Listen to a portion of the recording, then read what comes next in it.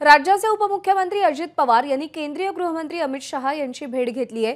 अमित शहा यांच्या निवासस्थानी ही भेट झाल्याची माहिती आहे। बिहार विधानसभा निवडणुकीच्या यशाबद्दल या भेटीदरम्यान अजित पवारांनी अभिनंदन केलं। राज्यातील काही विषयांवर दोन्ही नेत्यांमध्ये चर्चा झाल्याची माहिती आहे। पार्थ पवार यांच्या पुण्यातील जमीन घोटाळा आरोप प्रकरणाच्या पार्श्वभूमीवर या भेटीला अधिक महत्त्व प्राप्त होत आहे। शुक्रवारी रात्री दोन्ही नेत्यांमध्ये जवळपास 25 मिनिटांची चर्चा झाली आहे।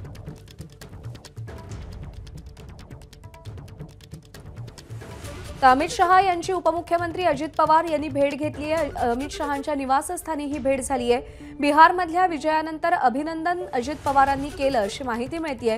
पण त्याचसोबत सध्याच्या प्रकरणामुळे अजित पवार आणि त्यांचे पुत्र पार्थ पवार यांचं नाव चर्चेत आहे। तो म्हणजे मुंढव्यातील जमीन घोटाळा त्यातल्या आरोपांप्रकरणी या भेटीला महत्त्व प्राप्त होत आहे। निलेश बुधावले आपल्याला अधिक अपडेट देईल। निलेश, काय अपडेट्स आहेत भेटीसंदर्भात, काय चर्चा झाली कळू शकलंय का? प्रज्ञा, केंद्रीय गृहमंत्री अमित शहा यांची रात्री साधारणपणे 10 वाजता राष्ट्रवादी काँग्रेस पक्षाचे राष्ट्रीय अध्यक्ष अजित पवार यांना भेट घेतलेली आहे।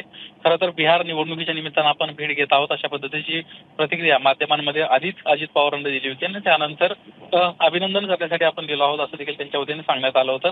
मात्र प्रत्यक्षात जर आपण पाहायला गेलं तर मागच्या काही दिवसांपासून अजित पवारांना अडचणीत आणण्याचा प्रयत्न होतोय। खास करून पार्थ पवार यांच्या जमीन घोटाळ्यामध्ये नाव आल्यानंतर अजित पवारांना राजीनामा दिला पाहिजे अशा पद्धतीची एक स्पष्टपणे भूमिका विरोधकांकडून सातत्यानं मांडण्यात येते। या पार्श्वभूमीवर अजित पवारांच्या या भेटीला विशेष महत्त्व आहे। अजित पवारांना या संपूर्ण प्रकरणी एसआयटी चौकशी नेमलेली आहे।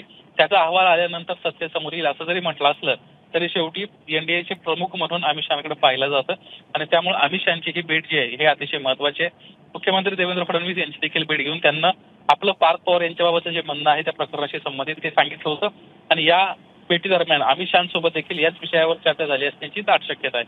प्रज्ञा, निलेश, धन्यवाद दिलेल्या माहितीसाठी।